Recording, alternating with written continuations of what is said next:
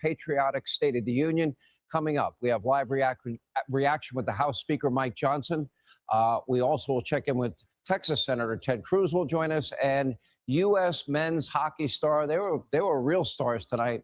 An Olympic champion, Matthew Tkachuk of my Florida Panthers, will be right here on set. But we begin this story, with the legacy media mob that will not tell you directly tonight from the president himself. Take a look.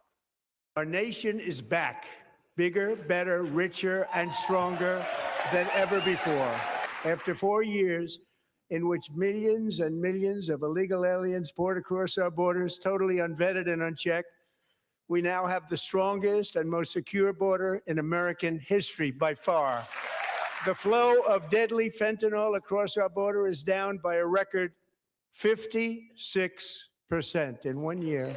Last year, the murder rate saw its single largest decline in recorded history. This is the biggest decline, think of it, in recorded history, the lowest number in over 125 years. In 12 months, my administration has driven core inflation down to the lowest level in more than 5 years. And in the last 3 months of 2025, it was down to 1.7%. Mortgage rates are the lowest in 4 years and falling fast. And the annual cost of a typical new mortgage is down almost $5,000 just since I took office. The stock market has set 53 all-time record highs since the election. Think of that, 1 year.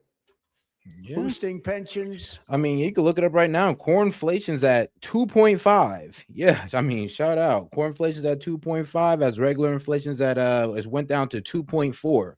So we're on the right track when it comes to inflation. And then wages also went up 0.4%. Now it could be going up more, but that's the battle to beat inflation, is to raise wages. 401ks and retirement accounts for the millions and millions of Americans are all gaining. Everybody's up, way up. We cut a record number of job-killing regulations, and in 1 year we have lifted 2.4 million Americans, a record, off of food stamps. With the great, big, beautiful bill, we gave you no tax on tips, no tax on overtime, and no tax on Social Security for our great seniors. Now, President Trump, he championed our country and the achievements of you, the American people. Democrats mostly sat on their hands. They didn't cheer for the economy. They didn't cheer for secure borders with zero illegal crossings.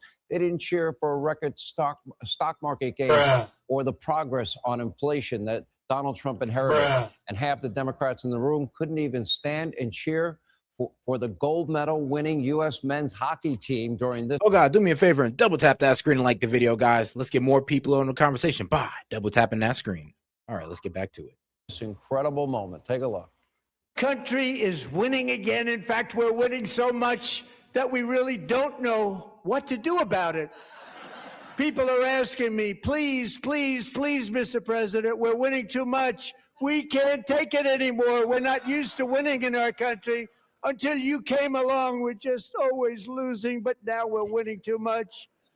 And I say, no, no, no, you're going to win again. You're going to win big. You're going to win bigger than ever. And to prove that point, here with us tonight is a group of winners who just made the entire nation proud.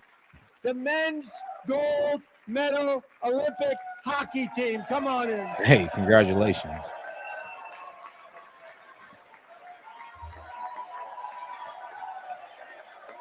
I mean, you could be mad at Trump all you want, but you got to congratulate our men's hockey team. I mean, like I said, you could be mad at Trump, but come on, show respect to our hockey team that went out there and dominated. Shout out to them.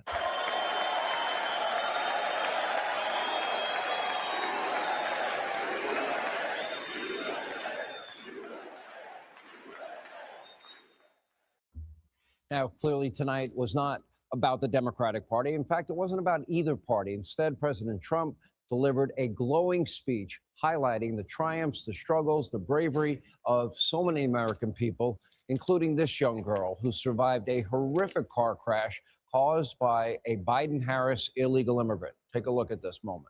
Lila Coleman was only 5 years old in June 2024, when a 18-wheel tractor trailer plowed into her stopped car traveling at 60 miles an hour or more.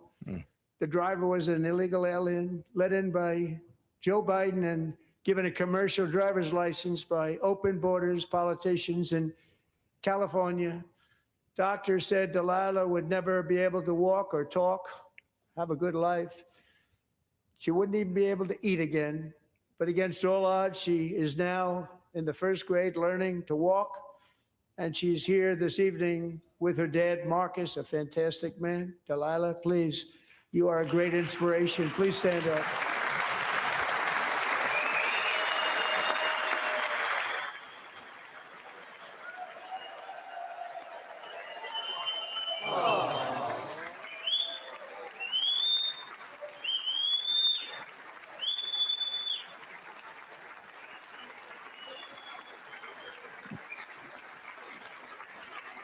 All right, shout out to the little girl.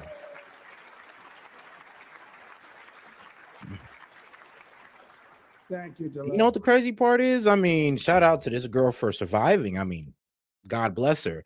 But I mean, there was a black teacher who also got in a car accident because an illegal immigrant was evading police, and she died. So, hey, it is a problem. Like when you guys let in these illegal immigrants all willy-nilly and pretend like it's not going to cause a problem, you're being delusional. But all right, back to it.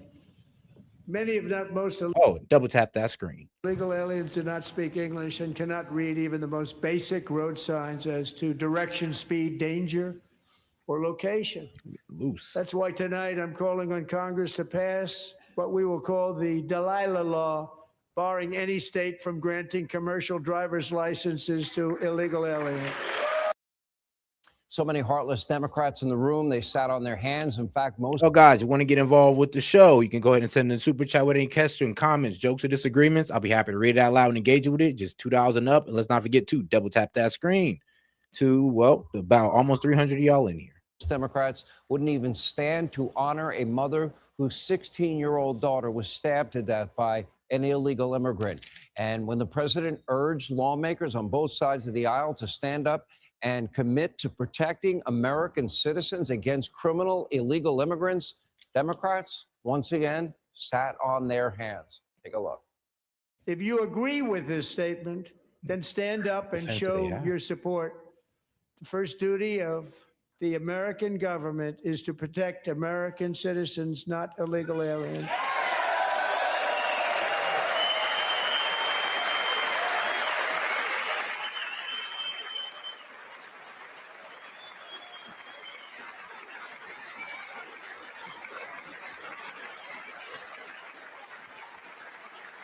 I mean, I know the Dems get mad. I know they're mad because let's be real. Instead of talking about the safety of American citizens that you put in peril, you guys want to talk about, oh, my undocumented neighbor. It's like, bro, are y'all serious? Yeah, Dems, I ain't gonna lie. Y'all on the wrong side of this argument, especially immigration. And especially when it comes to, well, ICE. Like, I'm gonna be honest with you. If the Dems or Biden didn't make that mess when it came to immigration, y'all would not have to be worrying about these ICE crackdowns today. So don't blame Trump. You could blame Biden. And I mean, you can't even blame Trump for what's going on in Minneapolis. You can blame Jacob Fry, though.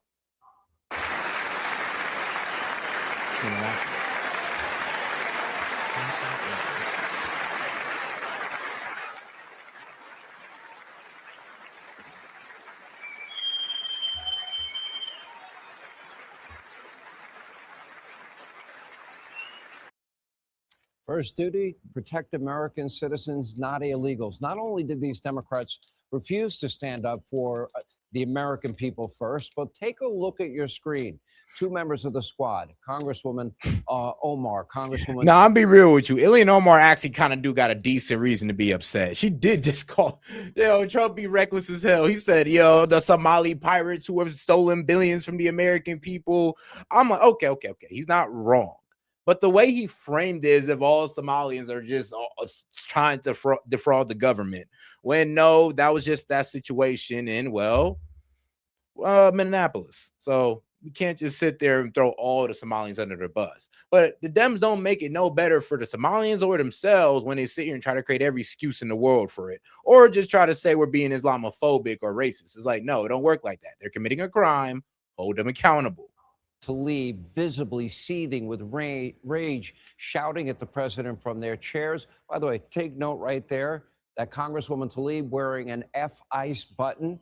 At one point, President Trump called Democrats out after they once again refused to stand, this time for the mother of a Ukrainian refugee who was brutally stabbed to death by a career criminal in North Carolina. Look at this. Which is true.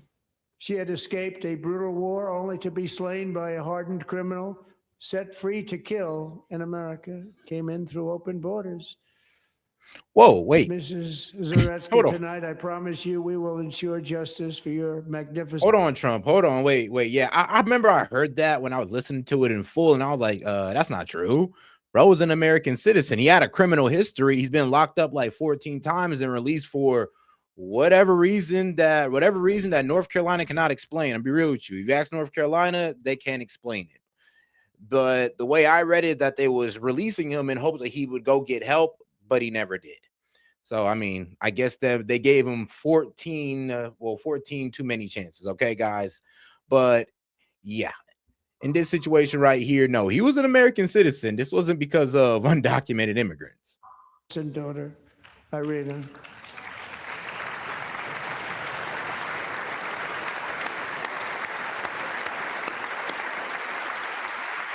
Well done, judges.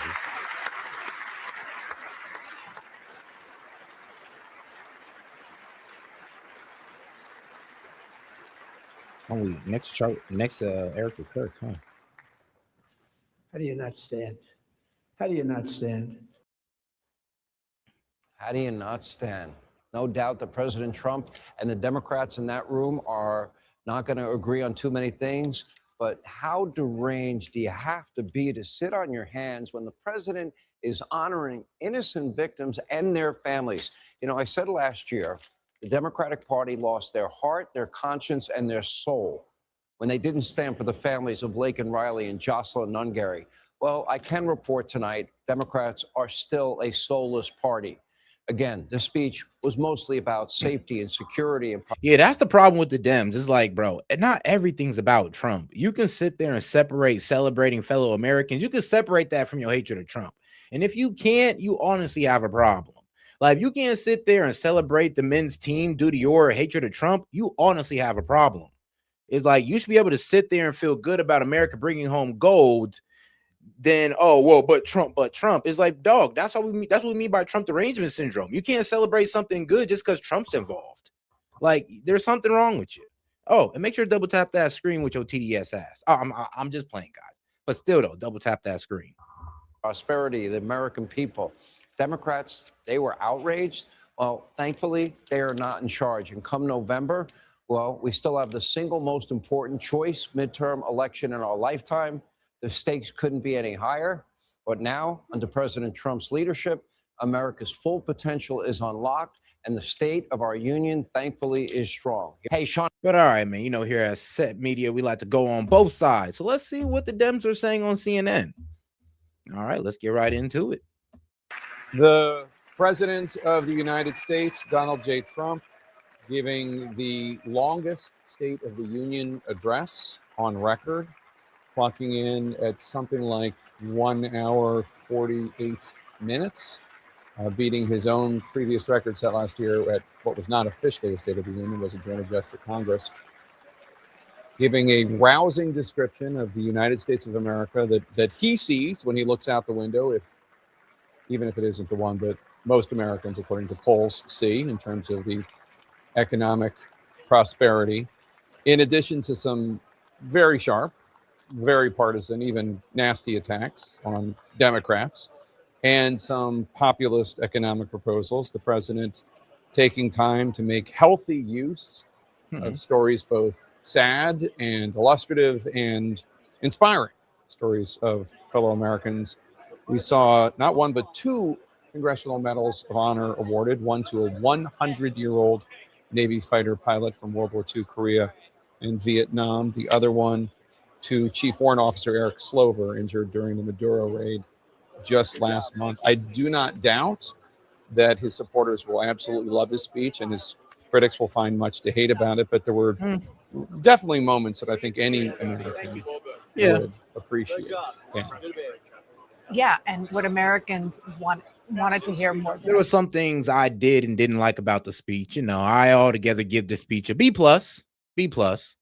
Like I said, he touched on some things that I didn't expect him to touch on, and he also said some BS that I didn't want him to say. But it is what it is, man. You can't get everything you want. Anything else was about the economy. And the president certainly did what we hear a lot on a daily basis about how he thinks it's the greatest economy in the world, and all of the sort of hyperbole that is classic vintage Trump. But he did put in some specifics, as you said, populist economic proposals in there that will please the Republicans who are sitting in that chamber right now, who are all up for re-election and are very worried about that re-election. We talked about things that really are hitting Americans hard.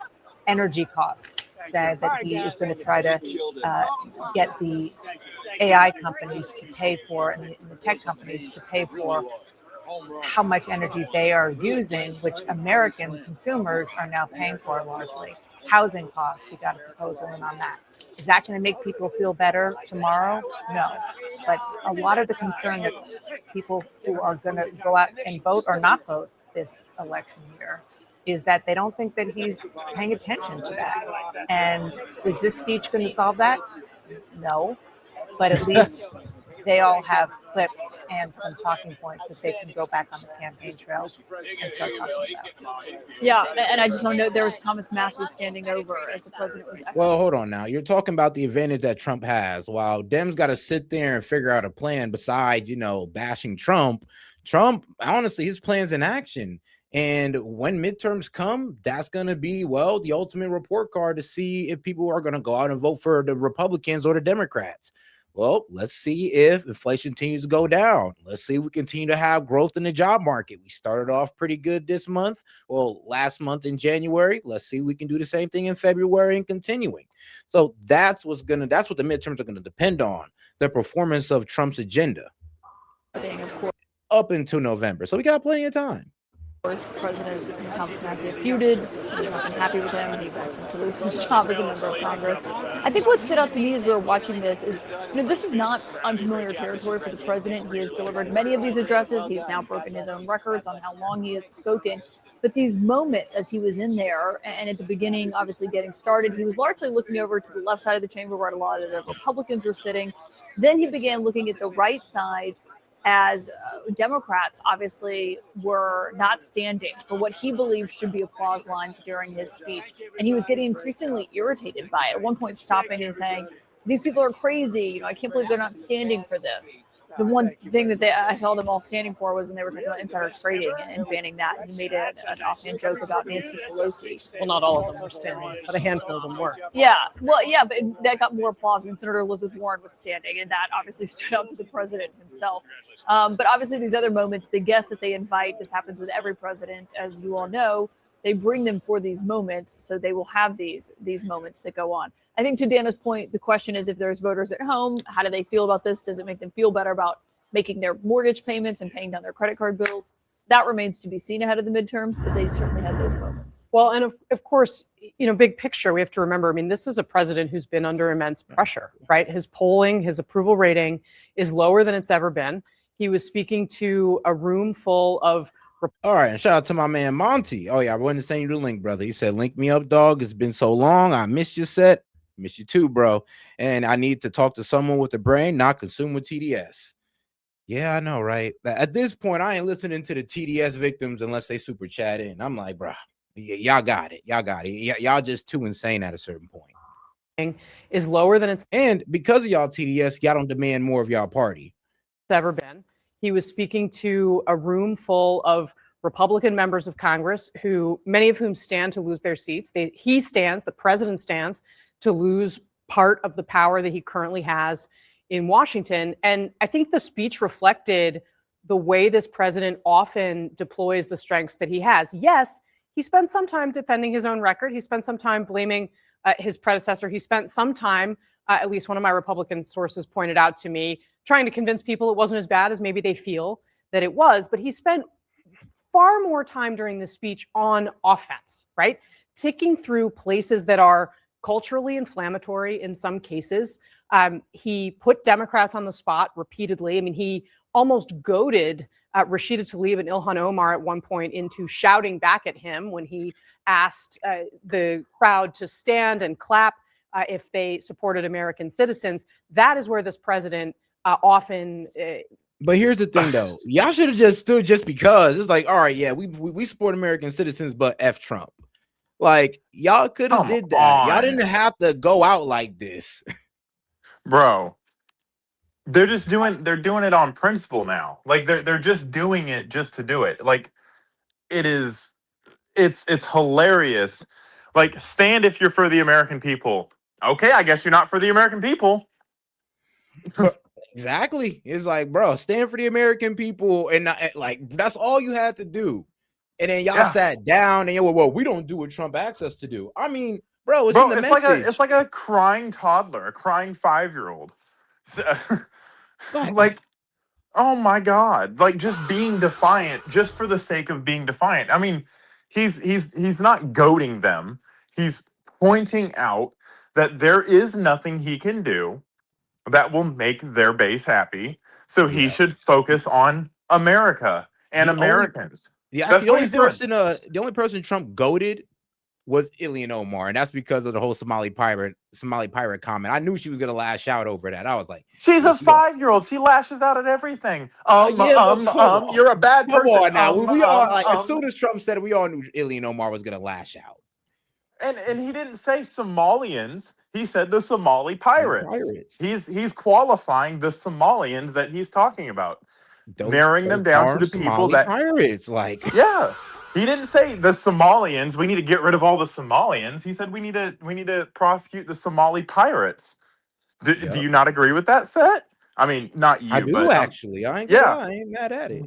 All right. He didn't say let's throw all the Somalians away.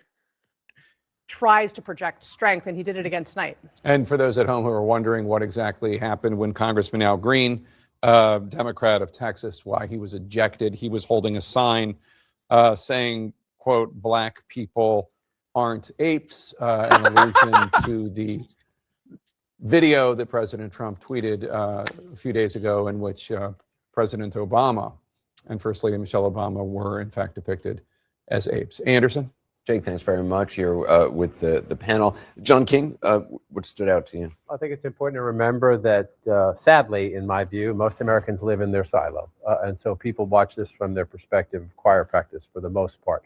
President had a lot of challenges coming into this speech. His approval rating overall is down. His approval rating in the economy is down. Approval rating on immigration is down. I mentioned early on one of the big glaring problems for Republicans, because it's a midterm year, is the approval rating among Republicans is down some too. From 90% to 82% in our most recent poll. I would not be surprised at all if he helped himself there. That's not enough. That's not enough. One speech is not going to change anything. But the Republican Party needs its base enthusiastic heading into the midterm election year. And there was a lot in the speech from the president, both from a policy perspective of what he's done and what he's trying to do, and the few skirmishes he had with the Democrats. That if you're trying to get your base to say, okay, I've been sort of pulled back. Washington's too loud. I don't like the fighting. I don't like a lot of Latino Republicans I talk to. I don't like seeing ICE in the streets of America. You might get a little bit of them back in the fight. And that is what was so important about tonight. He nailed the Republican base, brought them back in the fold with a solid message on the economy, on immigration, on his foreign policy. That is the work he had to do. And that also brings over a lot of independents that are similarly minded to what Republicans believe. Not sure about that part, but we'll see. I mean, that's actually how the presidential election modeled out, and will be very instructive and important for the midterms. But between now and the midterms, he has to maintain his control of Republicans on the Hill. He did that and did that in spades. Well, he also basically kept control of himself. Honestly, like, one thing they're forgetting though is that Trump, he got to work off results. You guys got to work off rhetoric. And the problem is though, is how long can you work off rhetoric without coming up with an actual plan?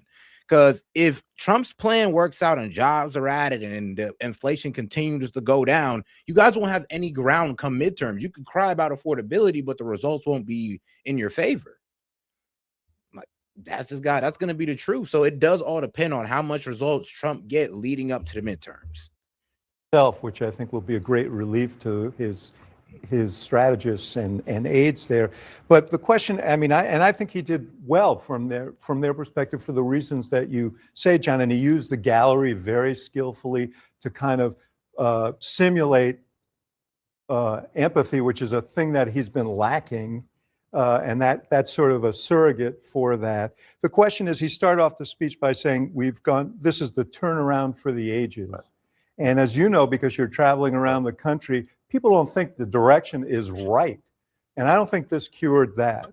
So we'll see. But I don't think a lot of the people who needed to be persuaded probably were watching this speech. I also just want to quickly point out in about a minute or so, we're going to be hearing from the Democratic response from Governor Abigail Spanberger of Virginia, newly elected. Oh, dear. Yeah, I mean, I think stylistically, this speech. Oh, I can't wait to hear from her. I'm actually waiting for her interview to drop. I sent you the link of all the different laws that they're trying to change for child sex traffic or child pedophiles, right?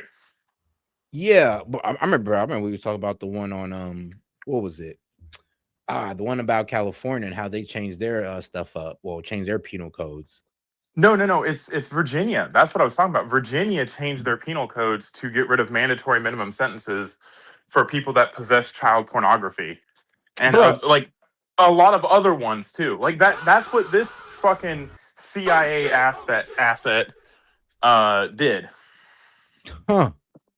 Not only is she raising taxes, but now she's also lowering. Well, I guess getting rid of mandatory minimums. It was a 5-year mandatory minimum for each count. Now there is no mandatory minimum. Doesn't mean it hasn't gotten rid of the maximum, but I like to call it watering down an offense. Yeah, that's exactly what it is. And I don't know who you're gonna like. What? Like, but how did y'all convince? Are y'all just passing this on your own? Because there's no way y'all are like running on this. There's no way y'all just pass this by to people and they just say, yeah, okay, yeah, that's cool. No.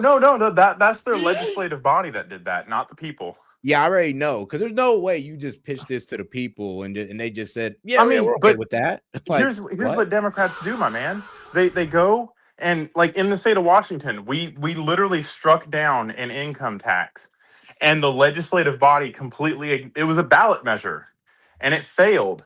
And the Congress in Washington literally just passed a income tax. Bruh. And then people wonder why things are still expensive. Like, I was looking up Illinois and how people were complaining about like prices in Chicago. I mean, Chicago raised their property tax. I was like, what? Yes. So every time the Dems come here complaining about affordability, I'm like, bro, y'all need to look into y'all local government and like in what like taxes they raised on you guys. They've raised the gas tax like 6 times in the state of Washington since the price of gas has fallen. Like, what do you pay a gallon for gas, Set? Like what, $2.70 right now? $2.70. You know I mean, I don't pay for it, but you know what I would be paying if I had a gas car? Probably like $4. $4.60. Whew. Yeah. Whoa. The price of gas has gone down. It just the taxes have gone up to take its place. And so then they can run and say, oh, well, Trump is not making things affordable. Oh, yes, he is. You just like raising taxes to cover it up. Yes. And that increases the price of everything down the production line when you raise the price of gas. No, guys, truly, and I know you guys in the chat, look that up. Look up in whatever Democrat state or city how much taxes have been how your taxes have been increased over the past like 6 months or so.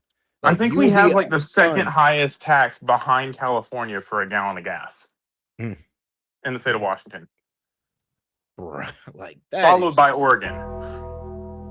Oh man. Well, now I know why you got a Tesla. Yeah. Oh man, bro.